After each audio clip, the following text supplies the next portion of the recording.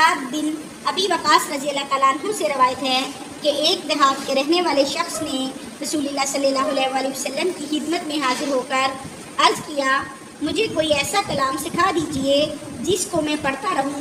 آپ صلی اللہ علیہ وآلہ وسلم نے ارشاد فرمایا، یہ کہا کرو، لا الہ الا اللہ وحدہ لا شریک لہ، اللہ اکبر کبیرہ والحمد للہ کثیرہ وسبحان اللہ رب العالمین لا حول ولا قوۃ الا باللہ العزیز الحکیم۔ اس کا ترجمہ بچوں یہ ہے، اللہ تعالیٰ کے سوا کوئی معبود نہیں، وہ اکیلے ہیں، ان کا کوئی شریک نہیں۔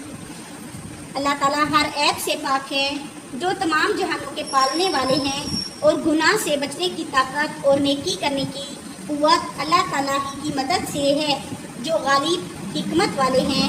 اس دیہات کے رہنے والے شخص نے عرض کیا، یہ کلمات تو میرے رب کو یاد کرنے کے لیے ہیں، میرے لیے کون سے کلمات ہیں کہ جن کے ذریعے میں اپنے لیے دعا کروں؟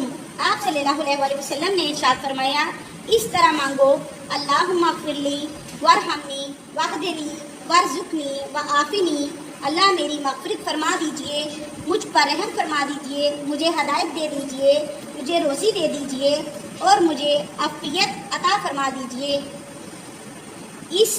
ان کلمات کے پڑھنے سے اللہ تعالیٰ بے شمار رحمتیں اور برکتیں نازل فرماتے ہیں۔ بات سمجھ آ گئی ہے بچوں کہ اتنے بڑے کلمات جو آپ کو پڑھ کے سنائے ہیں، اس کی آپ کو اگر سمجھ آئی ہے تو آپ بتائیں، نہیں آئی تو پھر میں آپ کو اس کے علیحدہ پھر پڑھا ایک دفعہ سمجھا دوں گی۔ آئیے کسی کو سمجھ، بڑے بچوں کو تو آ گئی، چھوٹے بچوں کو نہیں آئی نا۔